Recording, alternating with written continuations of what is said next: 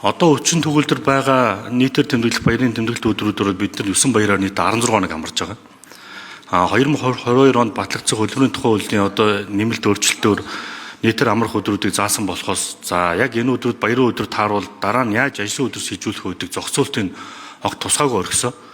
За үүнд бол хамгийн их одоо хүндэгдэг албан шаалтнууд бол нэгдүгээр төрийн албан агч нар. За түүн дотор бол даа ялангуяа цагдаа, онцгой байдлын албан агч нар, эмчнэр байдаг. Ягаад бол эдгээр хүмүүс яг энэ баяруудаар илүү уртгсан цагаар ажиллах шаардлагатай болдог. Яг эдгээр албан шаалтнууд. Харьцангуй одоо юу гэдэг нь одоо цагдаагийн байгууллагууд шууд хэв журмын хамгаалтанд гардаг. За эмч бол одоо өвдсөн гид үндсүүд одоо эмчлэг яалт төлөвлөмж үзүүлдэг. Онцгой байдал бол одоо гинтийн байдал бэлэн байждаг. Энэ хүмүүсийн асуудал хамгийн их хүндэгдэг. Энэ хүмүүсийн асуудлыг нэгдүгээр одоо яаж тусгаж байгаа вэ гэдэг юм байгаа. Яг л энэ хөдөлмөрийн тухай хууль нэр одоо тодорхой өгөө. Ягаад энийг асууж өгөхөөр бид нар юм айгу тодорхой болохгүй бол одоо 6 сарын 4-ний өдөр ихэд одоо засгийн газар хуралдаад баяр наадмын 2 өдрийг гинт амралтын өдөр болгочихж байгаа юм. Одоо 17-18-ны өдрүүдийг. Тэгээд энэ бол яадаг вэ гэхээр ажлаа жилээр төлөвлөдөг, хагас жилээр төлөвлөдөг, магадгүй 2 сараар төлөвлөдөг хүмүүс хамгийн том охиролтой болчихж байгаа. Жишээ нь яг энэ 17-18-ны өдрүүд Монголд ирэх ч одоо гадаадны хөрөнгө оруулагчдын төрийн байгууллагатай уулзах төрийн байгууллагад хаалттай болчихж байгаа. Ингээд сарын өмнө тэр бид нар гадаадын хөрөнгө оруулагч байнга урддаг, Монголд ирээрэй гэдэг. Гэтэл ингээд сарын өмнө манайх тэдний өдөр амраа гэдэг ингээд ойлгомжгүй байдлуудыг бий болгочихлоо. Тийм болохоор төр өөрөө тодорхой ойлгомжтой ийм байх ёстой шаардлагатай юм аа. Тэр энэ юмнуудыг одоо яаж зохицуулж байгаа юм бэ? Би зүгээр маш энгийн чи аваад хэлье. За яг нэг үлэхэд одоо баяр наадмын билет борлуулалт, тасбар борлуулалт гэхэд бид нар санжаа өлдөнгөж өнөөдөр зарлагдсан. Одоо худлаанд гараад дууссан. Тэгтэл play time гэдэг одоо хөгжмийн фестивал 1 жилийн өмнөөс талбараа зараад эхэлдэг. Энэ юу гэхээр урьдчилж юмыг бэлдээд байна. Хувийн хвшлийнхэн, за орчин үеийн залуучууд, за гадаадын хөрөнгө оруулагч нар бол юмыг маш нарийн төлөвлөдөг болсон. Тэр Монголын төрийн ойлгомж юу хэзээ амархан тодорхойгүй, гинт юу өөрчлөгдөх нь одоо ойлгомжгүй юу нөхцөл байдлууд ажиглалт маш хүндрэлтэй. Одоо төс санаачлагч төсөл санаачилсан хоёр мөр яг өөртөө гадны одоо байгууллагуудад ажиллаж үдчихсэн хоёр бол энэ маш хүндрэлтэй байдаг. Гинт амархаар болчдөг. Тэгээ ийм юмнуудыг бид нэр анханасаа ингээ хуулийн өрөөнд тодорхой болох хэрэгтэй байгаа юм аа. Тэгэхгүй бол ингээл гинт нэг сарын өмнө өдөр гараад бид нар 17-18 өдөр амарна гэждэг. Тэгээ амархаар тэр 17-18 өдрүүд бид нар амарж яхад тэнд ажиллаа төлөвлөсөн гадны байгууллагууд, гадаадын хөрөнгө оруулагч нар, за дотоодын бол ингээ ажиллахаа болчдөг. За тэгээд нэг чүү ай гэж нэг хэдэн одоо төрийн албан агч нарыг гууж ажилуулна, эсвэл одоо хэдэн сайд нар нүүлдэн дараа нь баярын өдрүүдээр бид нар амралтгүй ажилтдаг штэ ялгардаг. Ийм байдал үнэхээр орж болмооргүй байгаа маа. Тэгэхээр даа ялангуяа би дахин онцлж асууя.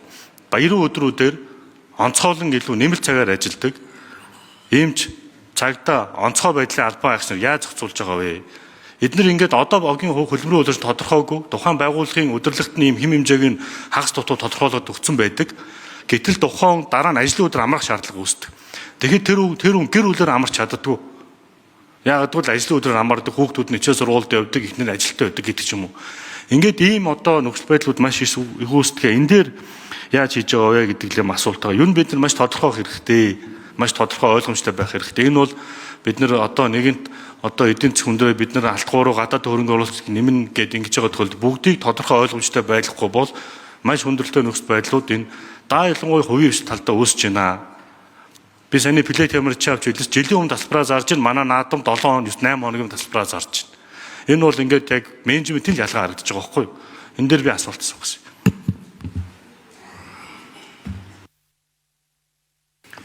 За уян гишүүн хариулт өгье. За шижир гишүүнд баярлалаа. Тодорхой болгох хэрэгтэй байгаа гэдэг дээр бол санал 100% нэг байгаа. Тодорхой биш байгаагаас болоод асуудлууд их үүсэж байгаа учраас энэ хуулийн төслийг санаачлаад ингээ ажиллаа. Өчигдөр бас төрийн байгуулалтын байнгын орон дээр Пүрэвдорж гишүүн гэр бүл хөдөлмөр нийгмийн хамгаалтын яамнаас энэ агуулга бүхий төсөл орж ирсэн тухай бас мэдээлэл өгсөн. Гэхдээ тэр төсөл бол засгийн газар дээр 6 сарын 4-ний өдөр танилцуулагдах гэж ороод бүрдэл дутуу гэдээ бол бутсан юм билээ. Тэгэхээр яг зөв өнөөдөр их хурал дээр 2 гишүүн саяхан болж өнгөрсөн цагаан сартай холбоотой асуудлуудаас үүдээд хуулийг судлаад энэ бол байх ёстой заалт юм байна гэдгээ одоо танд хэлэх гэж байгаа заалтыг оруулж ирэхээр ингэж төслөө бол бэлдсэн байтал салбарын яам нь бас энэ асуудлыгаа засах гэж төстэй. Гэхдээ арай өөр шүү. Тийм зохицуулалтаар бас агуулга бэлтчихсэн ер нь бол байгаа юм лээ. Тэг яг зөвхөн манайх 4 сарын үед 2025 оны 4 сард хилцүүлээд эхлээд саналаа авсан учраас ингээд арай төрүүлээд ороод ирчих шиг боллоо. За тодорхой бол биш л байсаар л ирсэн юм блэ. 1999 онд анхын хуулийн агуулга нийтээр тэмдэглэх баяртай холбоотой зохицуултууд хэрвээ амралтын өдөр тохиох юм бол яах вэ гэдгийг хуулинд тусгагдсан байх үедээ хэрвээ амралтын өдөр нийтээр тэмдэглэх баяр байх юм бол өмнө нь шилжүүлэх үү, хойш нь байлгах уу гэдгийг засгийн газар шийдвэрлэн гэсэн заалт байсан билээ.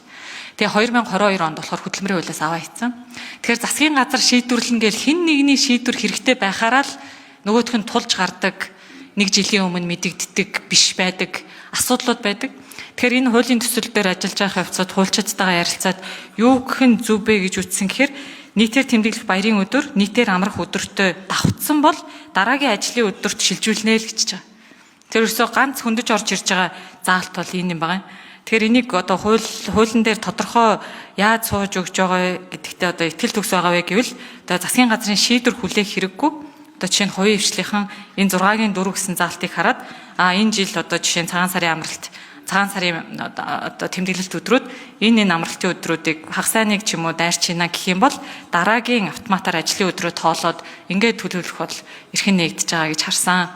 Тэгээ хуульчдтайгаа яриад энэ заалтыг хөндөж орж ирж байгаа юм. Тэгэхээр эмч цагдаа онцгойгийнхан одоо эртнээс төлөвлөх энэ байдал нь бол 6-гийн 4 гэдэг энэ шинээр нэмж байгаа заалтыг дагаад зохицуулагдаад явна гэж бодож байна.